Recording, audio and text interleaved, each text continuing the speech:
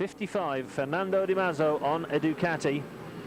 And the Ducati, generally in the rain, behaves itself better. Eustachio Gavira, 23-year-old, younger of the two Gavira brothers. He's aboard a Honda.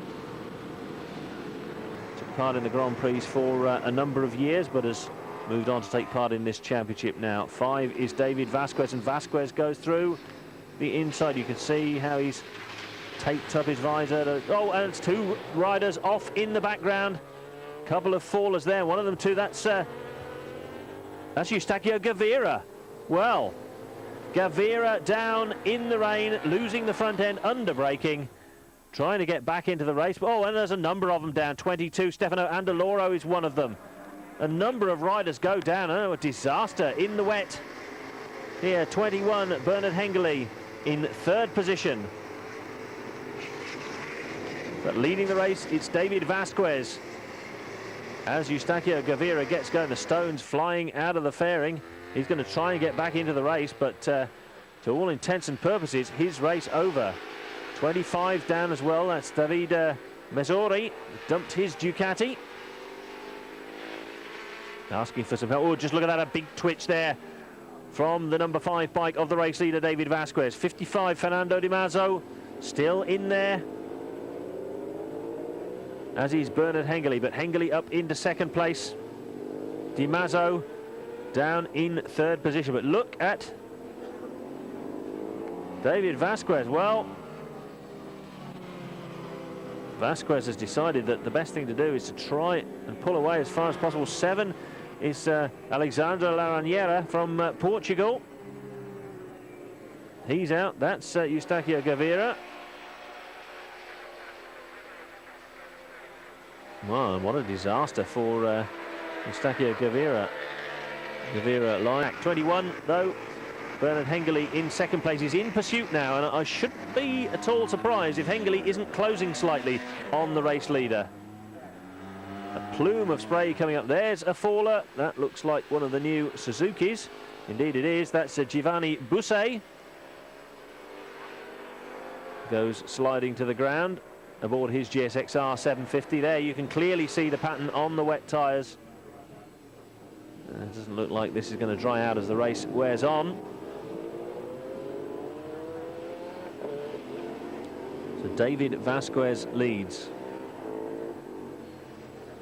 It does dry out, of course. It'll be interesting because the tyres will wear, being different makes at different rates, and tyres do wear out very quickly, wet tyres, if it begins to dry.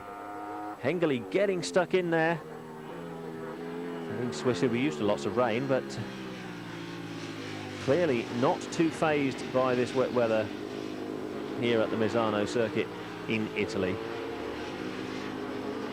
Given the holiday makers down at the seaside, just a couple of miles away, that will have given them a bit of a soaking today. Vasquez, it is, still holding the advantage. Now, Vasquez has been involved in something of a wrangle, and which is still not really resolved at one of the earlier rounds of the championship, the one at Albacete, which in fact, if I just have a look at my notes, was round 3 back on the 5th of May, as we see a 55 Fernando Di Mazo come around in 3rd place. But Vasquez was hauled up in front of the international jury, and he won the race. As there's another faller from a Suzuki, 14 being Telmo Pereira from Portugal. His GSXR 750 bites the dust. To get back to my David Vasquez story, he was hauled up in front of the jury because his bike didn't meet the minimum weight limit of 162 kilograms when it was weighed after the end of the race. As we have a look, that was the unfortunate Portuguese rider Pereira biting the dust. Again, just losing it under braking, losing the front end. Yeah, his bike was considerably below the minimum weight when it was weighed at the end of the race.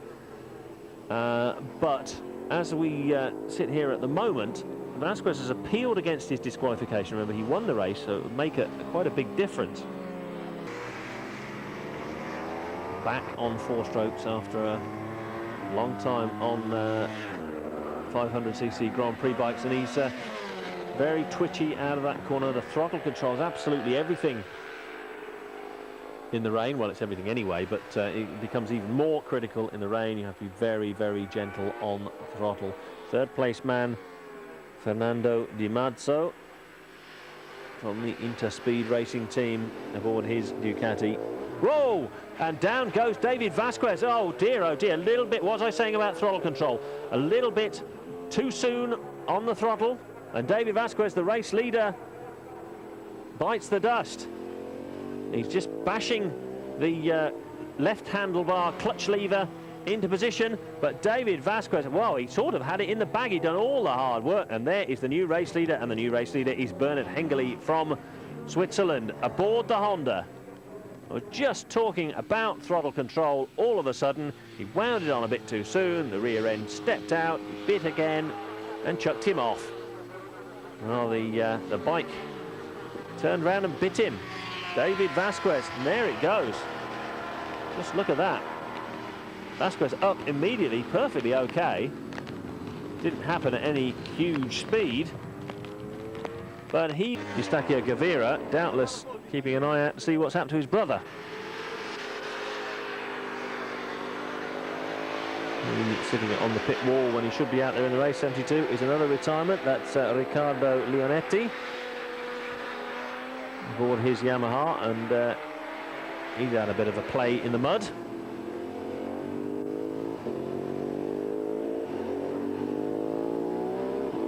You see, there parts of the track look as if they're almost dry, or drying at any rate, and yet other parts, just here for example, looks quite wet. See the plume when the top factory riders refuse to roll. Well, there's a faller, another faller. That's number 8, Paolo Malvini. And Paolo Malvini actually, I think, was lying fairly well up. He was in 6th position, but he's in 6th position no more. He's in no position whatsoever. Well, heartbreaking to fall off, make a mistake with 2 laps to go, but his concentration must have gone. Yeah, the surface, they said way back then, that Grand Prix was too slippery and they wouldn't ride. However, a number of riders did ride it. One of them may even have been Bernard Henley. I'd have to look back through my records to find out, but he may well even have been among the front runners in that race, which was won by, this is annoying that I can't remember who finished in 3rd place in that race here at Misano, the aborted 500cc Grand Prix. Just look at that, superb stuff under the brakes from the 2nd place man Fernando Di Mazzo, getting it quite sideways, but quite in control. He's obviously leaving his braking a bit late, and he's pulled away now from 3rd place rider Giorgio Cantalupo. The 2 men both on Ducatis. Sean Giles in 4th place likewise. Redamo Asirelli in 5th on a Yamaha, and Giri, somebody unpronounceable from the Czech Republic. I'll have a go. Mrivka. The race leader for much of its distance, and the race winner is Bernard Henley of Switzerland, splashing through the puddles of the Misano circuit to pick up 25 championship points. Well, that puts him still in 3rd place in the series, depending on whether Idalio Gavira gets any points or not. Gavira, I think, too far ahead. Somebody doing a celebration wheelie there. So Riccardo Leonetti in 11th place. Just glad it's all over as the 2nd and 3rd place men cross the line. Di Mazzo and Cantalupo in that order. Oh, and a wheelie too from Bernard Henley. He'll be delighted with that victory. Hard fought and hard won though it was. Bit of a lonely ride for him once David Vasquez had gone. But you've got to be there when the checkered flag falls in order to win. So Bernard Henley then victorious aboard his Honda. 2nd place goes to Fernando Di Mazzo for Ducati. Giorgio Cantalupo, also on a Ducati, finishes third. Sean Giles is in fourth position, but way back.